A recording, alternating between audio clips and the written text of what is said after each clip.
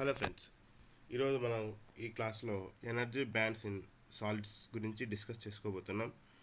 So before going to that concepts మనం కొన్ని physics కాన్సెప్ట్స్ని రివైజ్ చేసుకున్నాం. సో ఫస్ట్ కాన్సెప్ట్ ఇక్కడ తీసుకున్నది distribution of electrons in shells and subshells. ఇక్కడ షెల్ నథింగ్ బట్ మనకున్న ఆర్బిట్స్. సో మనకు ఆర్బిట్స్ గురించి అందరం లాస్ట్ క్లాస్లో డిస్కస్ చేసుకున్నాం. సో ఇక్కడ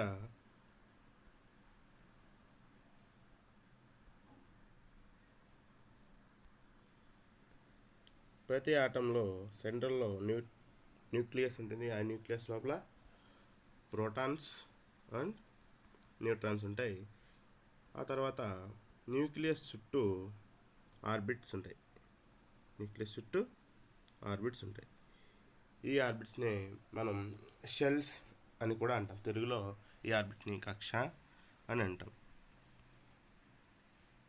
ప్రతి కక్షలో లేదా ప్రతి ఆర్బిట్లో సమ్ ఎలక్ట్రాన్స్ మనకి రివాల్వ్ అవుతూ ఉంటాయి. ఆ ఆర్బిట్లో కూడా మనకి కొన్ని సబ్ ఆర్బిట్స్ ఉంటాయి, లేదా సబ్ షెల్స్ ఉంటాయి. అవి ఏమేమి ఉంటాయి ఇక్కడ మనం సమ్మరైజ్ ఫామ్లో చూద్దాం. ఇక్కడ ఆర్బిట్ 1 మనము ఇక్కడ లాస్ట్ ప్రీవియస్ క్లాస్లో డిస్కస్ చేసుకున్నాం. ఆర్బిట్స్ మనం KLMNతో అని రిప్రజెంట్ చేస్తాం. సో ఇక్కడ K nothing but orbital 1, L nothing but K orbital 1, L orbital 2, M orbital 3 and N orbital 4. ఇక్కడ నెంబర్ ఆఫ్ ఎలక్ట్రాన్స్ అంటే ఫస్ట్ మొదటి కక్షలో, రెండవ కక్షలో, మూడో కక్షలో, నాలుగో కక్షలో అంటే first orbit, second orbit, third orbit and fourth ఆర్బిట్లో మ్యాక్సిమం ఎన్ని ఎలక్ట్రాన్స్ ఉంటాయనేది మనము 2n² ఫామ్తో మనం డిస్కస్ చేసుకున్నాం. సో అక్కడి నుంచి మనము ఫస్ట్ ఆర్బిట్లో 2 ఎలక్ట్రాన్స్ ఉంటాయి, సెకండ్ ఆర్బిట్లో 8 ఎలక్ట్రాన్స్ ఉంటాయి, థర్డ్ ఆర్బిట్లో 18 ఎలక్ట్రాన్స్ ఉంటాయి, అండ్ ఫోర్త్ ఆర్బిట్లో 32 ఎలక్ట్రాన్స్ ఉంటాయి.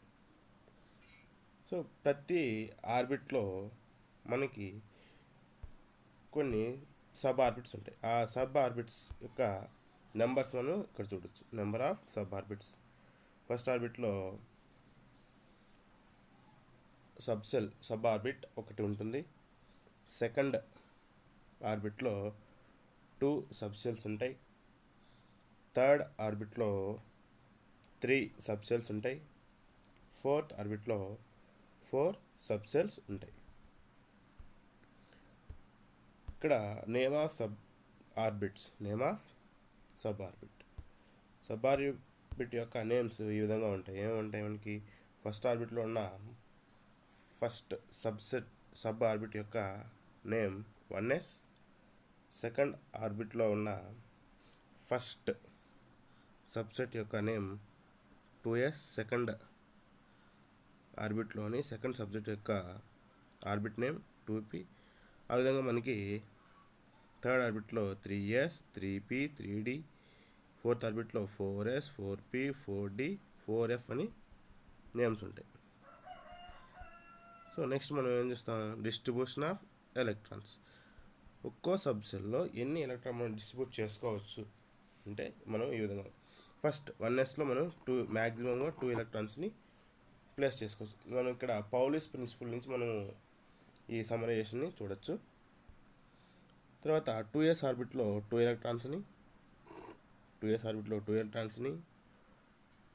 2pలో మ్యాక్సిమం మనం 6 ఎలక్ట్రాన్స్ని ప్లేస్ చేసుకోవచ్చు. అలాగే 3sలో 2 ఎలక్ట్రాన్స్, 3pలో 6 ఎలక్ట్రాన్స్, 3dలో 10 ఎలక్ట్రాన్స్ మనం ప్లేస్ చేసుకోవచ్చు. అలాగే 4sలో 2 ఎలక్ట్రాన్స్, 4pలో 6 ఎలక్ట్రాన్స్, 4dలో 10 ఎలక్ట్రాన్స్, 4fలో 14 ఎలక్ట్రాన్స్ని మనం ప్లేస్ చేసుకోవచ్చు. సో ఇక్కడ నుంచి మనం ఇక్కడ ఏం చెప్పచ్చు? s ఆర్బిటల్ మ్యాక్సిమం 2 ఎలక్ట్రాన్స్ని ప్లేస్ చేసుకోవచ్చు. పి ఆర్బిటాల్లో మనం సబ్ ఆర్బిట్ ఎస్పి అనేటివి sub orbits. Sub orbit maximum మనము 6 ఎలక్ట్రాన్స్ని ప్లేస్ చేసుకోవచ్చు. డి ఆర్బిటాల్లో మనం మ్యాక్సిమంగా 10 ఎలక్ట్రాన్స్ని ప్లేస్ చేసుకోవచ్చు. ఎఫ్ సబ్ ఆర్బిటల్లో మనం మ్యాక్సిమంగా 14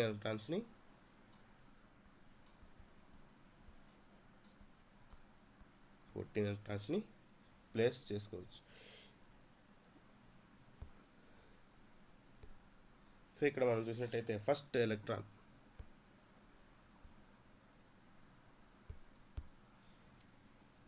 ఆర్బిటాల్ ఇక్కడ న్యూక్లియస్ దగ్గరగా ఉన్న ఫస్ట్ ఆర్బిట్లో సబ్ ఆర్బిట్ ఎస్ ఉంటుంది.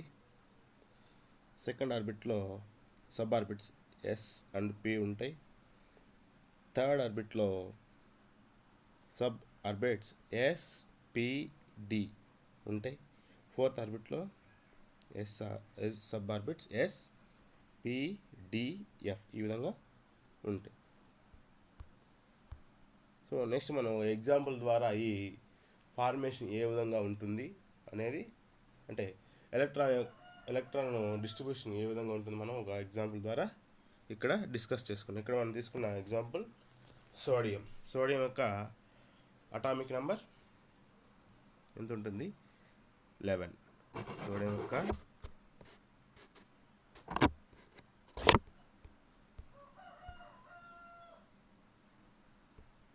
సోడియం యొక్క అటామిక్ నెంబర్ 11 ఉంటుంది. సో ఈ 11 ఎలక్ట్రాన్స్ పౌలిస్ ప్రిన్సిపల్ని ఫాలో అయ్యి ఏ విధంగా డిస్ట్రిబ్యూట్ అయితే మనం ఇక్కడ డిస్కస్ చేసుకున్నాం. సో ఇక్కడ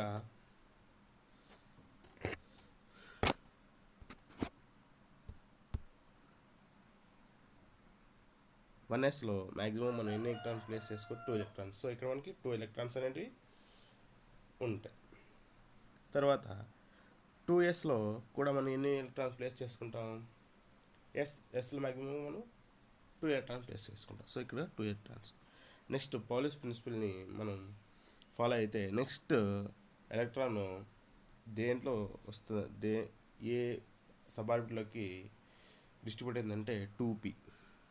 ఈ 2pలో మనం మ్యాక్సిమంగా 6 ఎలక్ట్రాన్స్ని ప్లేస్ చేసుకోవచ్చు. సో ఇక్కడ ఆల్రెడీ మనకి 4 ఎలక్ట్రాన్స్ 1s 2sలో 4 ఎలక్ట్రాన్స్ కంప్లీట్ అయిపోయినాయి. నెక్స్ట్ 2pలో 6 ఎలక్ట్రాన్స్ కంప్లీట్ అయిపోయినాయి.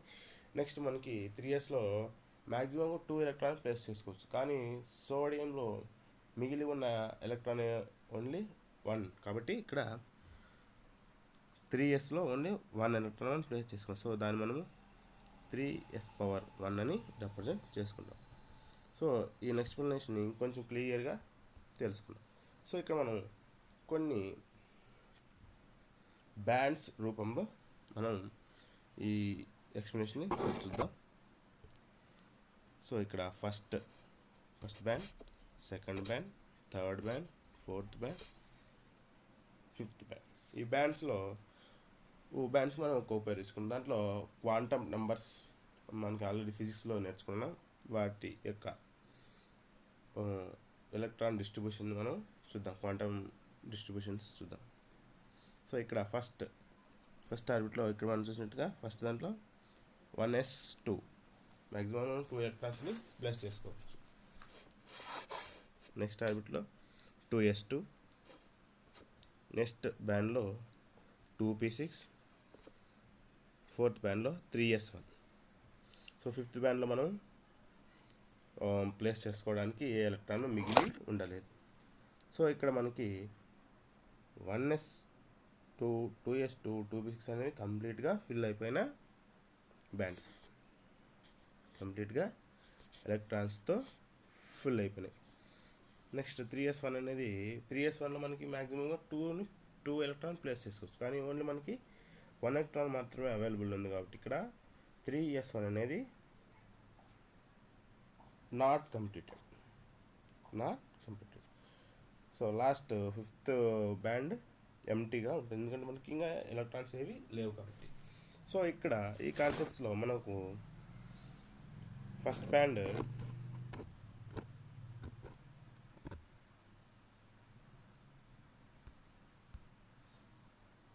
ఫస్ట్ బ్యాండ్ కంప్లీట్గా ఫుల్ అయింది, సెకండ్ బ్యాండ్ కంప్లీట్గా ఫుల్ అయింది, థర్డ్ బ్యాండ్ కంప్లీట్గా ఫుల్ అయింది.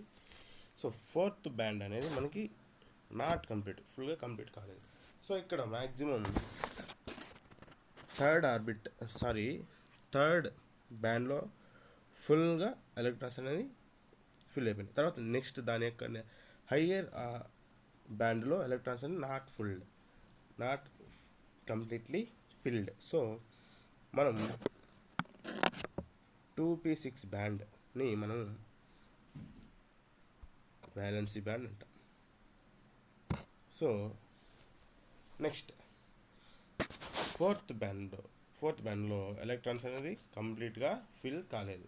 సో మనం పైనుంచి చూసినట్టయితే ఎంటీ బ్యాండ్.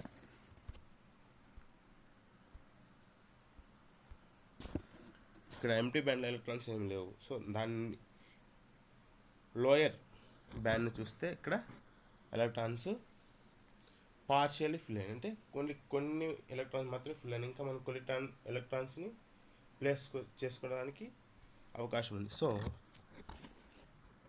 ఈ ఫోర్త్ బ్యాండ్ని మనం ఏమంటామంటే కండక్షన్ బ్యాండ్ అంటాం. సో ఇక్కడ మనకి వ్యాలెన్సీ బ్యాండ్కి కండక్షన్ బ్యాండ్కి డెఫినేషన్స్ చూద్దాం. So valency band, the highest energy band which is completely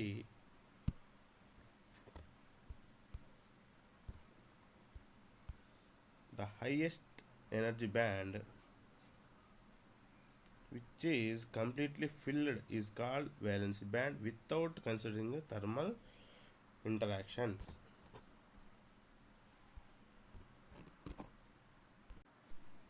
Next band, conduction band, the lowest energy band which is not completely filled. So మనం last స్లైడ్లో చూసాం. ఇక్కడ valency band nothing but ఇక్కడ highest, మనం ఇక్కడ కింద నుంచి వచ్చినాం అనుకోండి, ఫస్ట్ సెకండ్ తర్వాత ఇది హైయెస్ట్, కింద నుంచి హైయెస్ట్ బ్యాండ్లో ఏవైతే ఎలక్ట్రాన్స్ కంప్లీట్గా ఫిల్ అయి ఉంటాయో ఆ బ్యాండ్ మనము వ్యాలెన్సీ బ్యాండ్ అని కన్సిడర్ చేసుకుంటాం. తర్వాత ఇక్కడ లోయెస్ట్ కండక్షన్ బ్యాండ్ గురించి లోయెస్ట్ అని చెప్పుకున్నాం. సో మనం దీన్ని ఏ విధంగా చూసుకుంటామంటే పైనుంచి ఇక్కడ ఎంటీ బ్యాండ్ నుంచి చూసుకున్నట్టయితే ఎంటీ బ్యాండ్కి లోయర్లో ఉన్న బ్యాండ్ ఈ కండక్షన్ బ్యాండ్ కాబట్టి ఈ కండక్షన్ బ్యాండ్లో ఎలక్ట్రాన్స్ పార్షియల్గా ఫిల్ అయి ఉంటాయి. So next important energy bands in solids